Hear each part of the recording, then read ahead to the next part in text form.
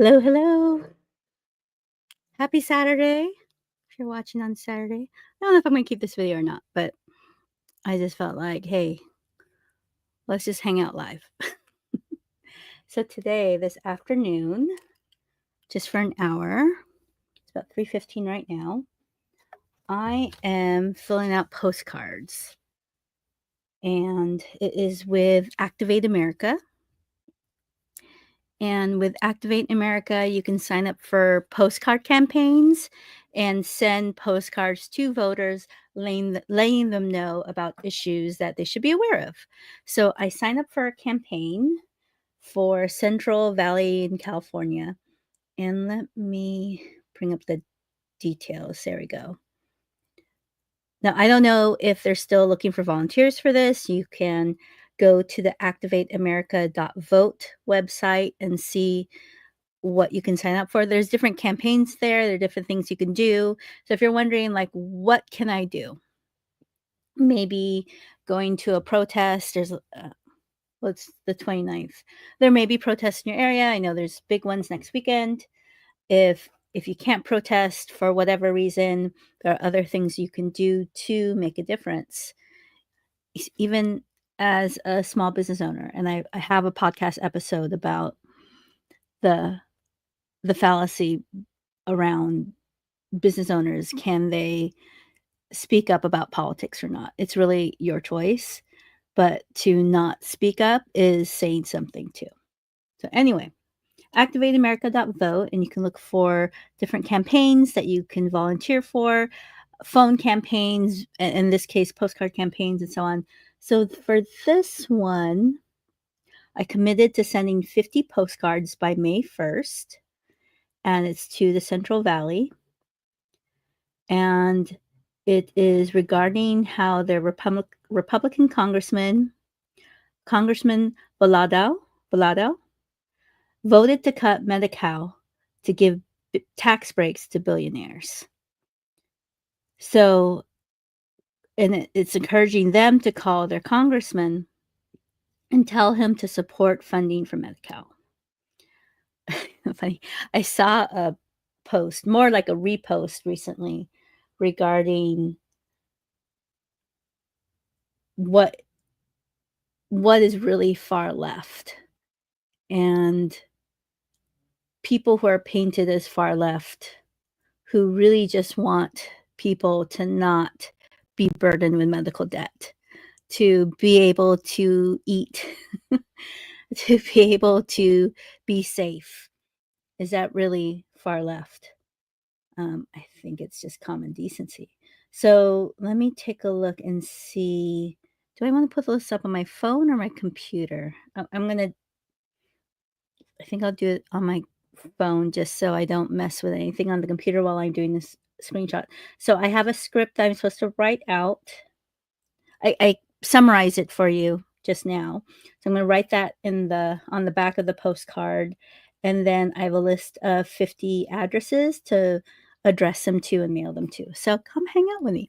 And then while we do this, I noticed, let's see, let me pull up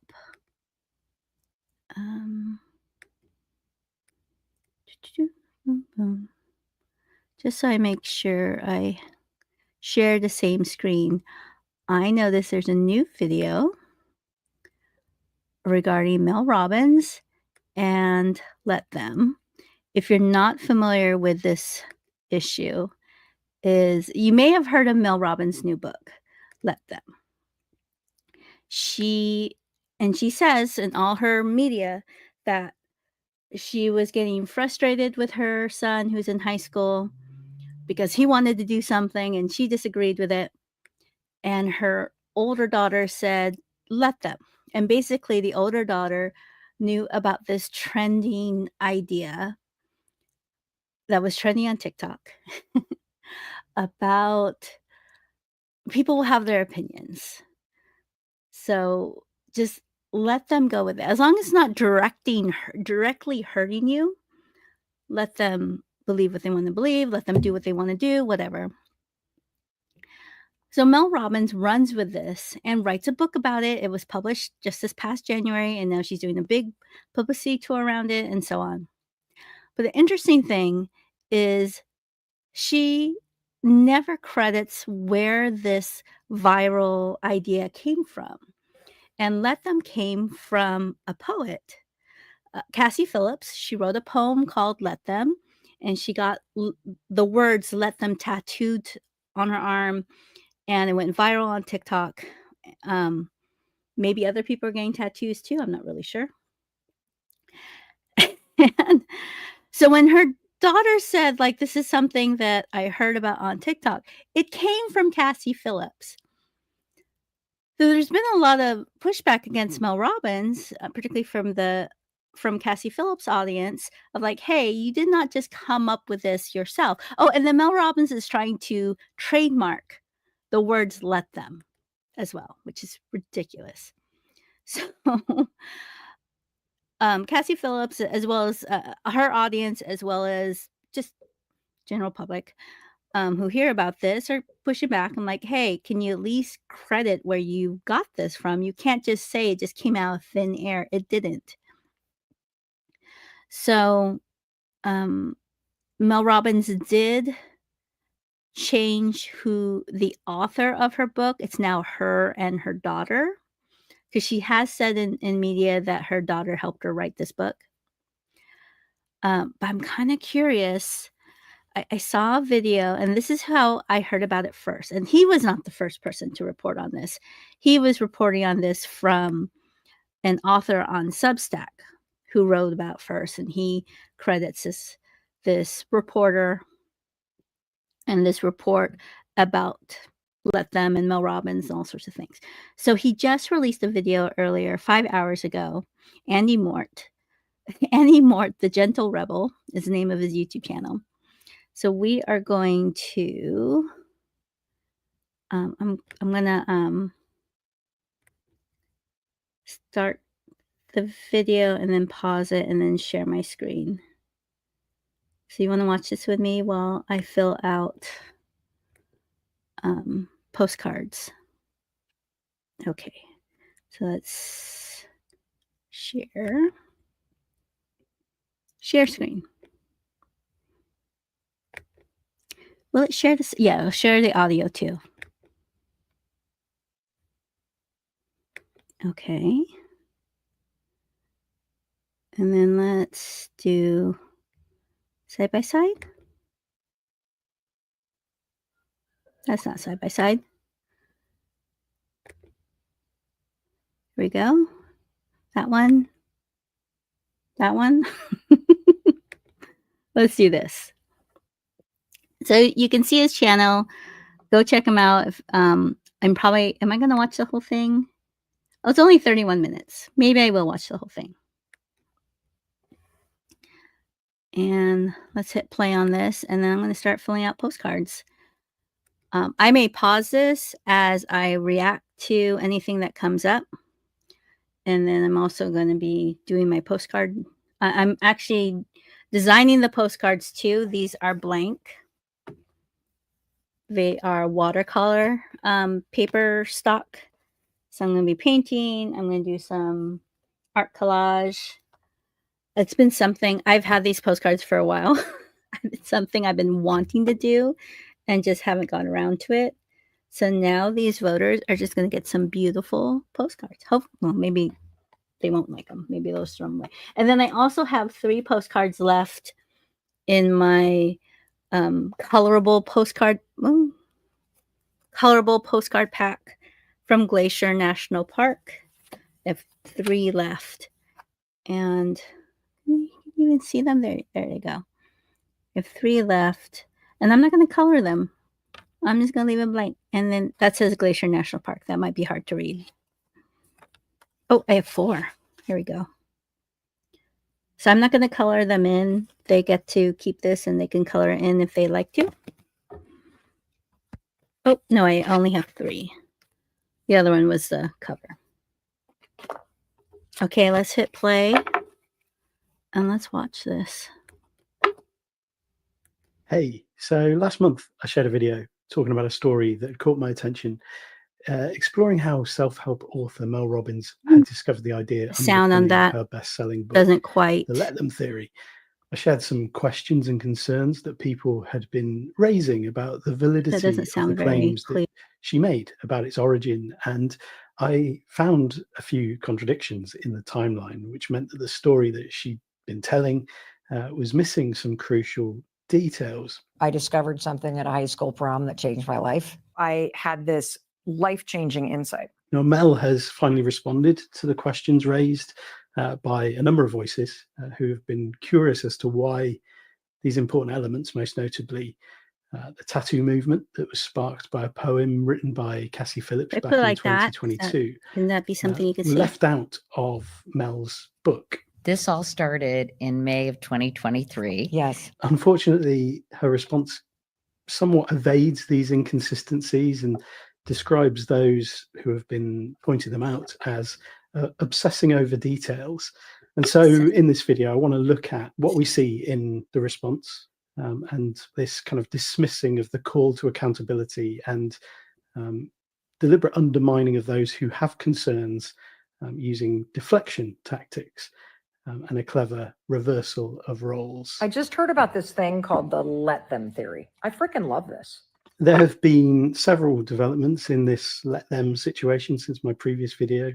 So I'll start by just briefly running through some of them before then turning to the substance of Mel Robbins' response to the questions about the credibility of the timelines. So the first development was that there's an additional name on the book cover now. On March the 6th, Mel Robbins announced that her daughter Sawyer, who co-wrote the Let Them Theory book, was going to have her name added to the cover. And so on Instagram, Mel had written, "Happy 26th. The next print run, you're on the cover." And so I mentioned that as I was introducing this problem, was that this was the new news, is that she's now crediting her daughter because it was her daughter's idea. She's the one who brought it to her attention. In media, she has said, "My daughter helped me write this book." I'm not really sure what that means. Maybe he'll go more into that. And then as I'm about to address these postcards, I'm just realizing too that the back of these postcards are shiny. I want to make sure my ink doesn't smear on this. I think I'm going to save the colored ones, for later. I don't think I have just a regular ballpoint pen on me. I think I just have gel ink. So that is not going to work on. I don't want it to smear. So I'm just going to do the watercolor postcards right now. I'm looking over the instructions for the Activate America postcards.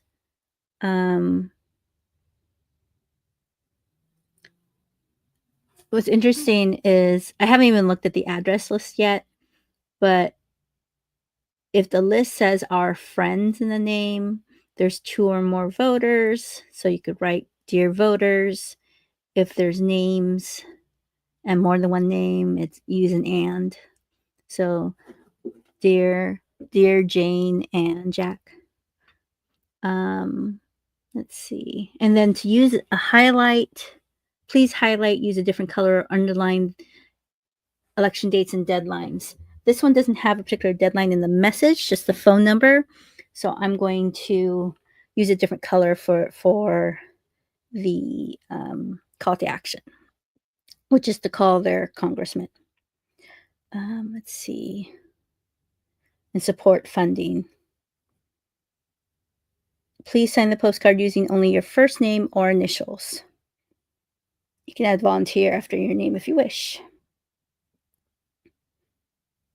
Feel free to decorate your postcards, but please make sure that your decorations don't detract from the legibility and neatness of the cards.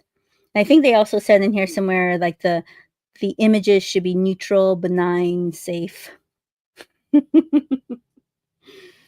Take that however how you will.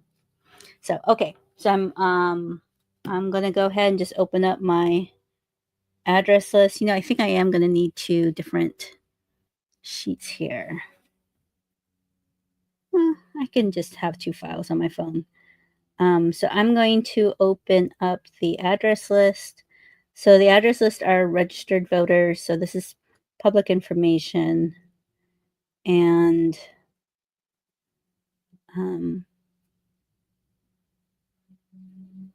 what else? And they gave me, they gave me 50. All right. Okay, I'm going to go ahead and start addressing postcards. And then let me hit play to continue the video. If you look at it, you can almost even see her name. And this came after pressure from fans and readers who were confused that a book that Mel was telling everyone was co-written by her and her daughter Sawyer didn't actually show Sawyer's name on the cover. And of course, correlation does not equal causation. You know, maybe this wasn't bowing to pressure. It might have been the birthday present that she'd been planning since before the initial publication date. But the timing suggests that a pivot in response to criticism is more likely. It's not a premeditated gift. It'd be a pretty strange premeditated gift to give anyway. But the Instagram caption, which I'll link to, reads with quite a lot of defensive maneuvering. She explains that Sawyer had returned home from traveling in Asia, and she was broken and lost at the time. And then at this same time, Mel was researching a book inspired by Stoicism, the Serenity Prayer, Buddhism, and radical acceptance. And I guess seeing a way to then give Sawyer maybe some focus and some purpose, she asked her to research and report back with her findings. She came back saying, you know, people don't like let them as a concept, as a standalone concept. So then they decided to add, let me choose my response, which obviously isn't groundbreaking. You know, it's literally the second line in the Serenity Prayer and a core tenet of Stoicism, Buddhism, radical acceptance, which Mel would have figured out, I think, in her research if she got to the second line of the Serenity Prayer. But yeah, she also emphasizes in this Instagram caption that, you know, over 50 experts credited in this 18-page bibliography, as if kind of citing sources is an exceptional thing for a non-fiction book to do. And so this selective gratitude, this lavishing praise on high-profile psychologists, coaches, medical influencers, while omitting Cassie's poem, has a bit of a barb to it. And as I'll get onto, essentially speaks to a concept of ethical ledger keeping, which is a tactic that dismisses scrutiny by pointing to examples of, you know, where they did the opposite of what they're being scrutinized about. The second development is around the trademark. So on the very day that I released that first video back on February the 10th, Mel's team secured an extension to appeal the rejection of her Let Them trademark application. So the US Patent Office had initially refused the trademark in November last year, saying that, you know, the phrase was a commonplace term, it was an ordinary, well-recognized concept, it's widespread use, and there's already existing Let Them merchandise. There's a 3-month appeal period that was granted on February the 10th. So we'll see how that ends up. You know, many of Mel's defenders repeatedly argue, like, it's just a common phrase. Nobody owns this thing, as a way to undermine the idea that Cassie's poem had any influence. Then she shouldn't be able to. And yes, I agree. Nobody does own this phrase. It is very, very commonplace. And that's why it seems absurd that she's fighting to trademark it for exclusive rights to its use. And the argument that she's, well, you know, she's just protecting her intellectual property, she's protecting herself, also nonsensical, because it was rejected as a commonplace term. It would be the same for others, reinforced further by the fact that, you know, she would be in a strong position to oppose applications by showing, you know, she's been using the term, she's written this book.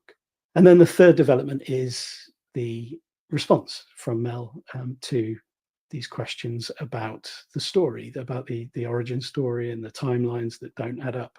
And this decision to suddenly credit Sawyer while still ignoring the viral Let Them movement that was pre-existing and was the fertile ground from which this book came, takes on potential new meaning in this context. You know, was this a genuine correction, putting Sawyer's name on the front, or a strategic distraction from the other name that was missing from that comprehensive 18-page bibliography? It's interesting to note how the narrative has evolved somewhat since the book's release. First, it was solely Mel's epiphany with the help of her other daughter. Then after questions arose, we learned about Sawyer's crucial research role in the book. And now Sawyer's name appears on the cover, coincidentally, just as further scrutiny intensifies. Got to wonder about the timing of that. With Sawyer officially credited for the research stuff, any omissions in that area suddenly... I've been addressing cards, and this is really boring.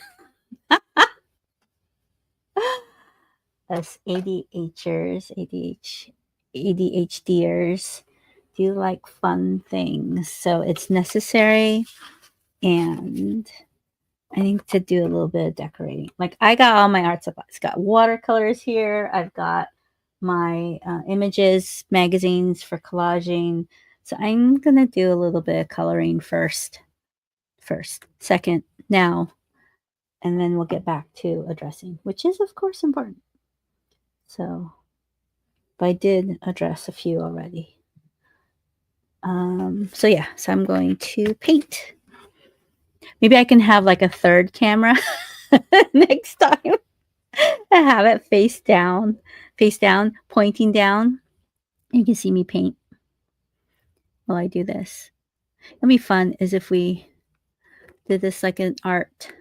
Oh, my, there's something in my local town. They're creating, they've had this before, but I saw one for the upcoming one, a craftivist. Artivist would be a good one too, but craftivist. They're gonna do a arts and crafts class that is tied in with activism. That's so cool. Maybe that's what inspired me to do this too. Actually, no, I had this idea already. Going to their next event. I am going to go to the next event, and I'm excited about that. Okay, let's hit play again. Had this life-changing insight. Now, Mel has finally responded to the questions raised by a number of voices who have been curious as to why these important elements, most notably the tattoo movement that was sparked by a poem written by Cassie Phillips back in 2022, were left out of Mel's book. This all started in May of 2023. Yes. Unfortunately, her response somewhat evades these inconsistencies and describes those who have been pointing them out as obsessing over details. And so in this video, I want to look at what we see in the response and this kind of dismissing of the call to accountability and deliberate undermining of those who have concerns using deflection tactics and a clever reversal of roles. I just heard about this thing called the She's a former attorney. I freaking love this. There have been several developments in this let them situation since my previous video. So I'll start by just briefly running through some of them before then turning to the substance of Mel Robbins' response to the questions about the credibility of the timelines. So the first development was that there's an additional name on the book cover now. On March the 6th, Mel Robbins announced that her daughter, Sawyer, who co-wrote the Let Them Theory book, was going to have her name added to the cover. And so on Instagram, Mel had written, "Happy 26th. The next print run, you're on the cover." And if you look at it, you can almost even see her name. Seeing a way to then give Sawyer maybe some citing sources is an exceptional thing for a non-fiction book to do. Oh, here it is. And so this selective gratitude, this lavishing praise on high its use, and the argument that she's, well, she's just protecting her intellectual property, she's protecting herself, also nonsensical because it was rejected as a commonplace term. It would be the same for others, reinforced further by the fact that she would be in a strong position to oppose applications by showing she's been using the term, she's written this book. And then the third development is the response from Mel them over to these questions about the story, about the origin story and the timelines that don't add up. And this decision to suddenly credit Sawyer while still ignoring the viral Let Them movement that was pre-existing and was the I think fertile ground from which this book came, takes on potential new meaning in this context. Was this a genuine correction, putting Sawyer's name on the front, or a strategic distraction from the other name that was missing from that comprehensive 18-page bibliography. It's interesting to note how the narrative has evolved somewhat since the book's release. First, it was solely Mel's epiphany with the help of her other daughter. Then, after questions arose, we learned about Sawyer's crucial research role in the book. And now Sawyer's name appears on the cover. I didn't realize it was a coincidentally, different just as child further scrutiny that's on the cover. intensifies. Got to wonder about the timing of that. With Sawyer officially credited for the research stuff, any omissions in that area suddenly I even have check a if I was actually clear talking into the explanation. microphone here. Perhaps this is not intentional, but it's potentially a useful position piece on the chessboard if needed later on. Okay, so yeah, Mel finally addressed concerns relating to the holes in the timeline in a New York Post article from March the 12th called "Let Her." Army wife claims Mel Robbins stole her idea for blockbuster Ooh, self-help I didn't book. know about this article. And so this piece describes how this self-improvement tome, encouraging readers to focus on what they can control, became an instant bestseller, cementing Mel's status as a household name and securing her six-figure speaking fees. And it also gave Cassie a voice and addressed the significant questions that remain about the origin story that Mel has made central to the branding of this book. And so this is what she said when asked about the timeline What do you allegations. think? People can obsess over Personally. any detail, but the facts are simple. I've not seen her poem. I have not read her poem, and it was not and never will be the source of inspiration for my book. This is nonsense. I've spent 10 years shining a light on other people's work, so the allegation that I would steal someone else's work is ridiculous. As I write in the Let Them theory, you cannot control what other people say, do, feel, or choose to make up about you. People can say anything about you at school, at work, on the internet, and you can't control it. Let them. So when directly confronted or asked about these timeline discrepancies, Mel didn't clarify the There's contradictions. some politicians. She deflected, and in so doing, she gave her supporters ready-made talking points to kind of rebut critics and anybody sort of asking these questions. You kind of see these same talking points coming back constantly to anybody who's like, hold on a second, this doesn't quite add up. So instead of going to Mel and seeking answers from her as a follower, as a fan, which is exactly what I would be doing if faced with kind of evidenced criticism about somebody who I admire, many followers have chosen instead to lash out and retaliate against those highlighting these actions. And these actions are at best glaring oversights, and at worst deliberate erasure of a movement that existed long before Mel's sledgehammer epiphany, the discovery that she made, as she calls it. The cascade of let them, let them, let them, let them, that it just hit me. It was like a sledgehammer. And I thought, let them. I don't know about you, but when somebody I respect faces Am I valid, showing that ethical questions, age when I know that I want them song? to meet that moment. You know I that want song. them Let to me know if you know respond that with song. clarity and integrity, to put my mind at ease, to restore my faith in them, to give me something that I can continue Great trusting. music. And so the refusal to do so, the chorus of defenders attacking critics instead of asking Mel, what's going on here? Can you sort of clarify this? I don't know, really degrades the idea of accountability that I think most of us value, or we claim to value. And so I want to also be clear that I have no personal stake in this situation. I don't know any That of one the was people easy. It was a involved, nice, big, and beautiful this picture. isn't the kind of video that I typically See what I got. make or really want to make. What do But I this have? story got under my skin. As somebody who values artistic integrity Some and flowers. real human connection and motives that go beyond financial gain. What's happening here matters because it becomes and it remains the norm unless we highlight Those are it. easy. And we can do that with kind of grace and compassion. This isn't a witch hunt, but I recognize a pattern that I've seen before that keeps repeating. Keeps people hiking. With artists and creators, especially those who don't seek or don't have lots of commercial power. Grace. Just watching their Won't use work that in case get people take it the wrong way. sometimes intentionally, sometimes carelessly, by those with more influence, with more resources, with more power, with more money. And beyond that sort of creative context, there's a chilling vibe here as well. If you've ever dealt with a manipulative partner or family member or boss or co-worker or whatever, the words in the reaction that Mel gave to the New York Post will feel, sort of uncannily familiar. This isn't just a case of deflection. It has a power play quality to it, reversing the roles, make accountability seem like an attack, Making spin her the the story so victim. that noticing the problem is seen as the problem, calling on followers to then look over there, shut those people up, rather than looking here and assessing the ethics, the morality of my actions.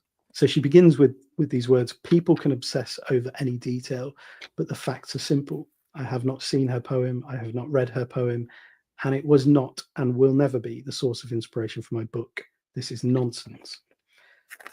So again, there's a strategic deflection here, choosing to answer the one question that is impossible to prove, whether she's physically viewed Cassie's poem, while ignoring the actual question has been asked, the provable inconsistencies in her timeline.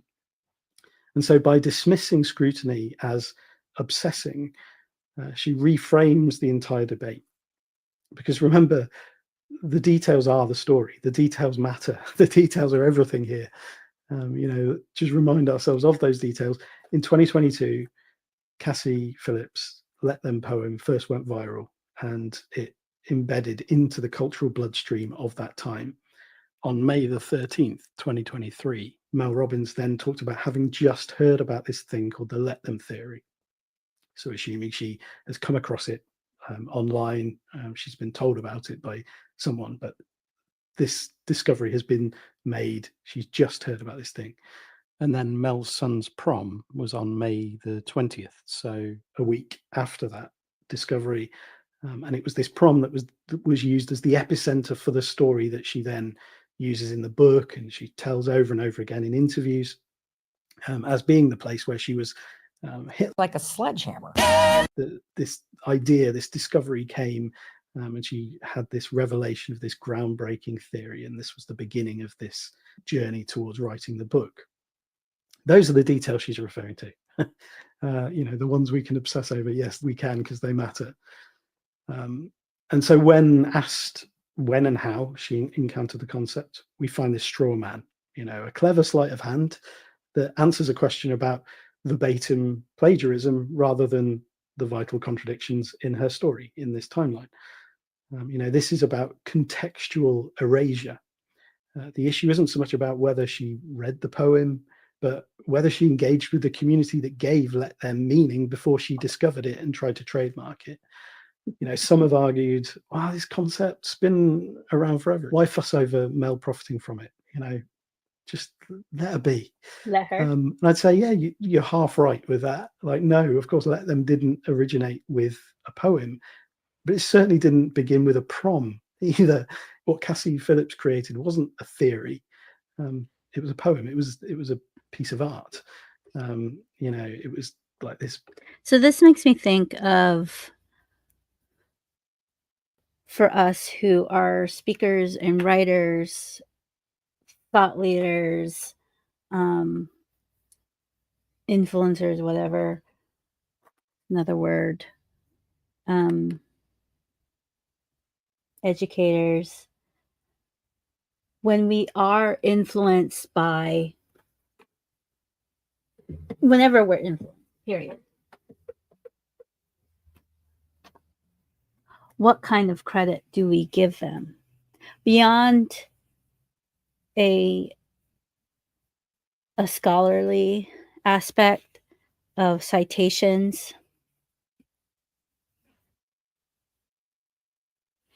honestly, I think I would just, I got paint all over my fingers.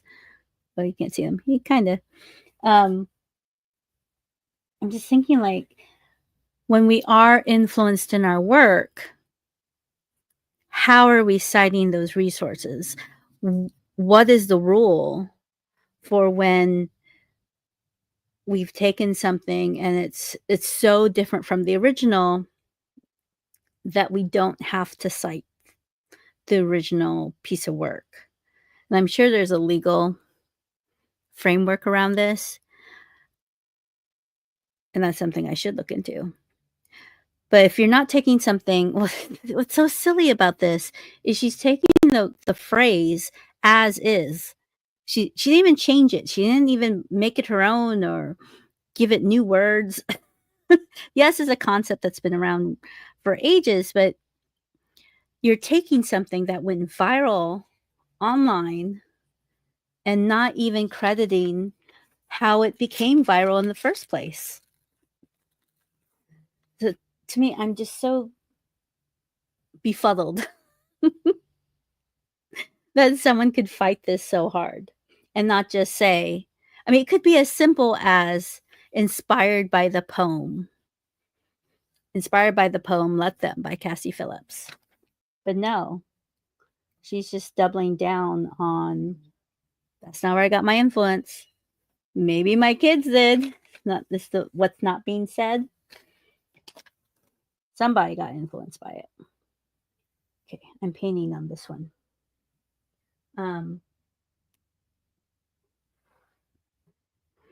So she took it and ran with it, which is what we all do. You get an idea and you mix it with other things and you make it your own, and it's new again.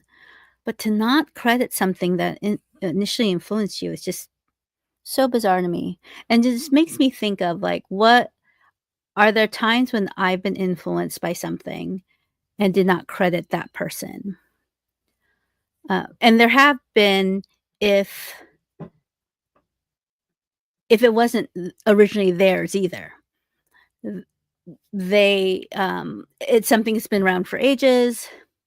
They're not known for this particular phrase. So that's another thing. It's not like the name of someone's poem or the name of someone's book, which I think also, if you are a writer or speaker, when you do have that phrase or saying, that soundbite that's yours, is to use it as much as possible. Name your book on it, name your website, and use that brand. Then you've claimed it. Well, you start the beginning process of claiming it, and then you can go into the legal process of trademarking it. Because copyright is not necessarily enough. But that's legal speak. That's something you'd have to talk to an IP attorney, intellectual property attorney. We've used an IP attorney recently to trademark our company name. So if you don't know an IP attorney, feel free to reach out and I can guide you to some resources where you can find someone in your area. Because rules may be different in your country, in your state, so on. Well, let's hit play. Let's keep going. This mirror to hold universal feelings and show them to people and say, have you felt this too? An expression of something going on for her. And so this chasm between, Cassie's poem and Mel's book really sits in this place of intent as well. As I say, the poem says, if they, it's open-ended. It invites the reader to pour their own experience into it. If they want to choose someone or something over you, let them. And Mel's book says, if your friends do that, then you should do this.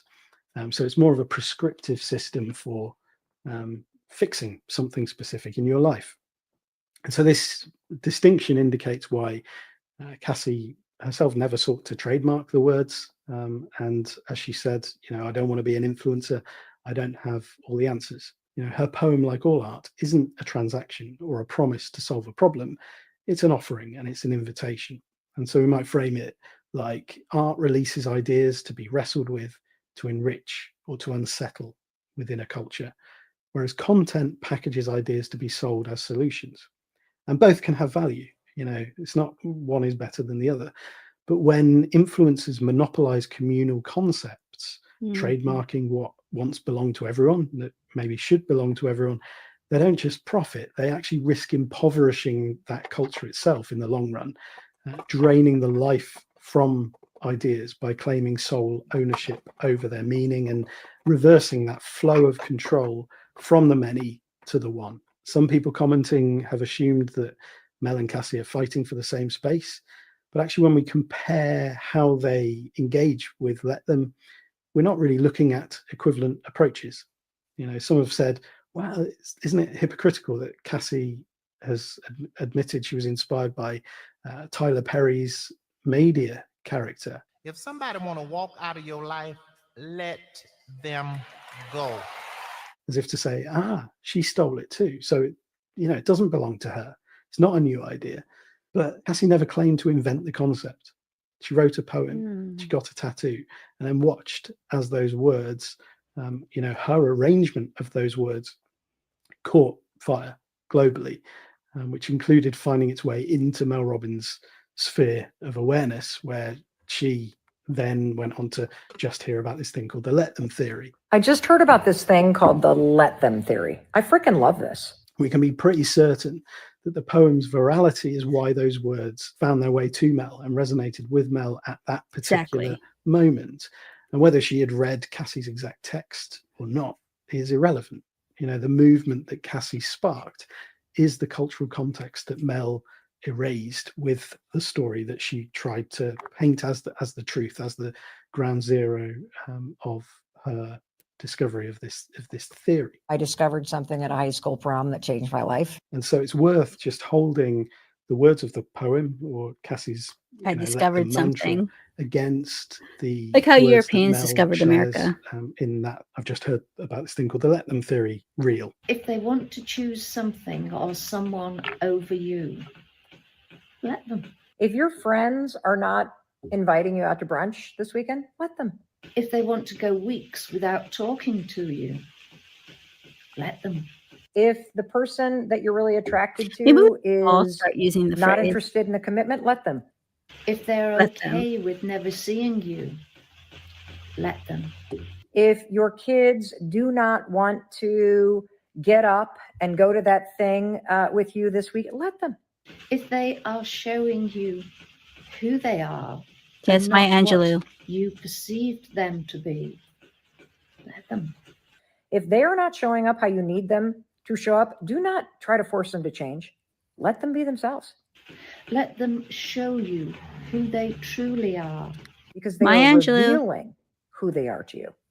Just let them. So the structural similarities, obviously impossible to ignore there, the repetitive phrasing, the cadence. But what's also revealing is the different approaches. Cassie's, I'd say, the poetic, the artistic expression uses these open-ended they that become a mirror for the reader's own experience. You sort of insert yourself into that, and every time you read it, you will probably think of different people, different situations. So this, again, isn't about which approach is more valuable. I think art and self-help serve very different needs, and they have different functions. The important recognition is that Mel's work clearly engages with a concept that's already been given cultural weight through Cassie's poem and the movement that it inspired. She takes the art and she applies it with examples that she knows are going to resonate with her specific audience. She knows who she's talking to. So she knows this idea of friends going out for brunch and, leaving you out. That's probably going to be resonant to a certain proportion of her audience. And so she's kind of used the poem as a placeholder for these specific situations. Another common defense from Mel's supporters cites this idea of simultaneous invention. So it's this phenomenon, this concept where similar ideas are said to emerge independently. So two people might have the same idea at the same time and be completely separate, maybe different parts of the world.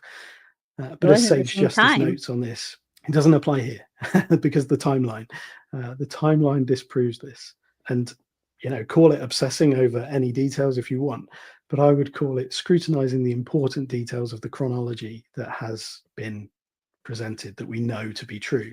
This isn't about simultaneous invention. 4 o'clock already. Erasing context. I'm going to give it 15 more minutes and then I'll after the fact. And as I said in the previous video, offline, enjoy there are valid reasons that this might have happened. rest of the day. And it could have started completely by accident. I would certainly accept Mel saying something like, do you know what? The truth is obviously messier than my prom origin story suggests.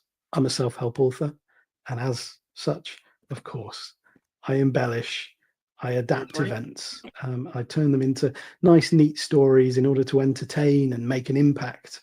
Of course, it didn't happen exactly like that. So let me clarify. I did first hear this idea of Let Them circulating online in the spring of 2023. My daughter then did echo it at my son's prom, and this was a great reminder that I was, this was something I was trying to apply. I was trying to put this into practice in my life so that I could share that with my followers. Later, I learned that this traces back to this poem by Cassie Phillips. And once I found out the specific source of that poetic structure that I'd obviously used in my original reel, I should have acknowledged that. I should have credited Cassie for that. And while my book builds on structures and frameworks related to the concept, and I've sort of taken it in a different direction, that cultural spark deserved a special mention. And I want to give credit to That's a nice the way role to of put it. Cassie's poem in that. I obviously wouldn't have heard those words at that particular time without it. And I can see how I used the format of that poem in the way that I shared it with my followers. I don't think I realized the specific origin of it. I mean, that would address the facts and respect the important details, and it would acknowledge the timeline gaps without kind of completely collapsing her narrative. It credits the cultural moment that popularized the phrase at that particular time, and it distinguishes between how she developed the concept for her audience and then took it on in a different direction while honoring the foundation that the poem laid in the first place. But instead we have these absolute claims of independent discovery of this concept, the doubling down on this idea that she came up with it, and this renewed trademark attempt on the phrase, knowing that loads of cultural artifacts already exist related to it that are completely independent of anything that Mel has put out. So the issue isn't that the story is embellished and polished out of kind of reality, but the issue is that she's selling it as a new reality that eliminates the authentic context, the real context that actually made this resonate in the first place. And then the next red flag is Mel's defensive pivot to say, I've spent 10 years helping people. This allegation is ridiculous. This is moral ledger keeping. In other words, tallying past good deeds to cancel out present scrutiny.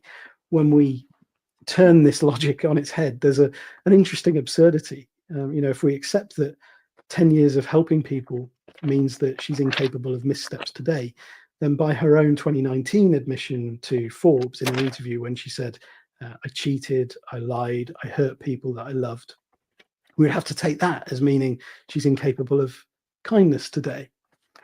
Of course not. It's ridiculous.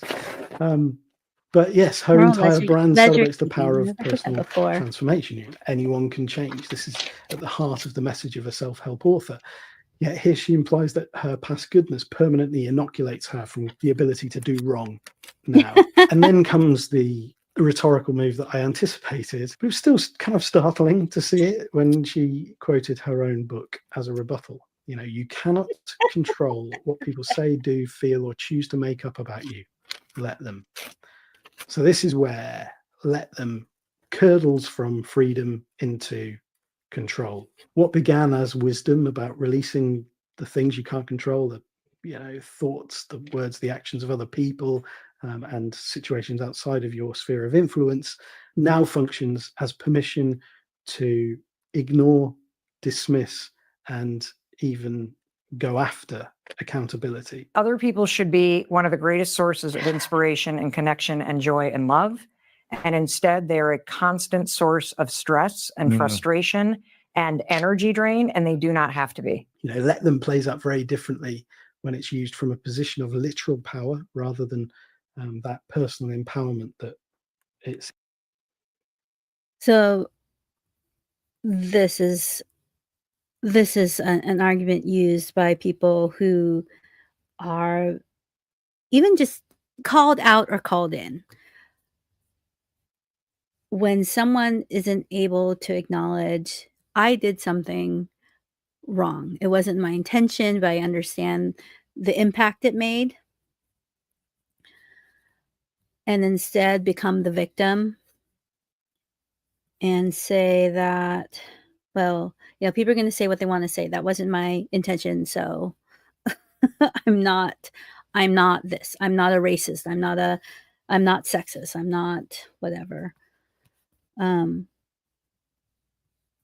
So she is deflecting and then making herself the victim and not acknowledging the wrong here. She really thinks, or at least she's presenting it in a way that she really thinks she did no wrong.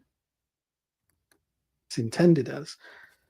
And so when followers quote this back at those, asking these questions and scrutinizing this timeline, it reframes evidence as things that people make up, and questions are what you can't control.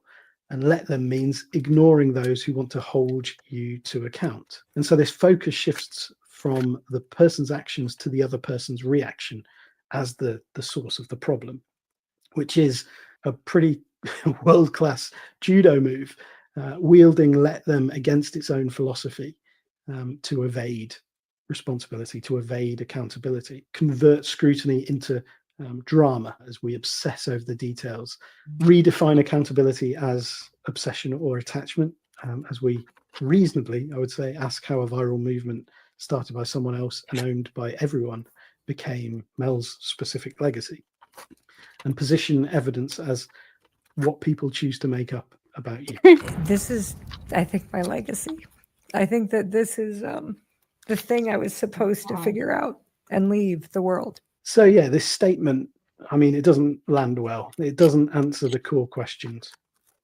And in using let them in this way, I think Mel's shown how even the most liberating ideas can be twisted into tools for control. I've seen that shift firsthand, not just in her response, but in how some of the followers have weaponized these words against people asking these fair questions. I've seen very few good faith arguments from defenders. I've been called names. I've had my character questioned. And I've said numerous times that I welcome pushback to this, good faith pushback. If somebody can show me why these timeline discrepancies don't matter, then I would love to hear that. But when somebody says stop obsessing over the details, what they're really saying is stop noticing the cracks. Maybe those cracks don't matter, but right now I think they're everything. All this said, I might be off in dreamland, but as far as I see it, there is still chance for a positive response to this from Mel's perspective. A truly inspiring display of humble leadership, not from a state of defensiveness too much of Mel attack mode, but one of humble integrity, to say, do you know what? Yes, I let this narrative get away from me, and there was an oversight that I feel that I want to address now, and I want to make this right. It's not too late.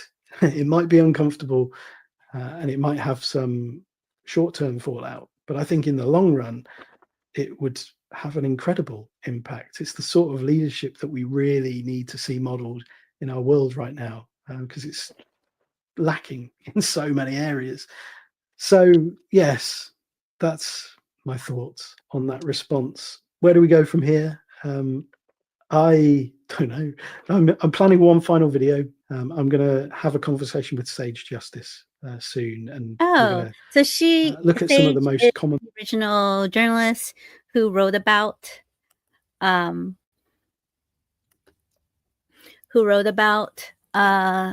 Them as Mel Robbins was publishing her book. I don't know if it was just after Mel Robbins published her book or just before, but Sage was the first person to write about it, and she has a Substack. You can look it up. But it is now 10 after, and I am about to close up for now. This is a great activity for me to do at night. I want to get some sunlight while the sun's still out. Thanks for joining me. And if you are interested in finding a way to participate, to support your communities, and doing it in a way that works for you, check out ActivateAmerica.vote.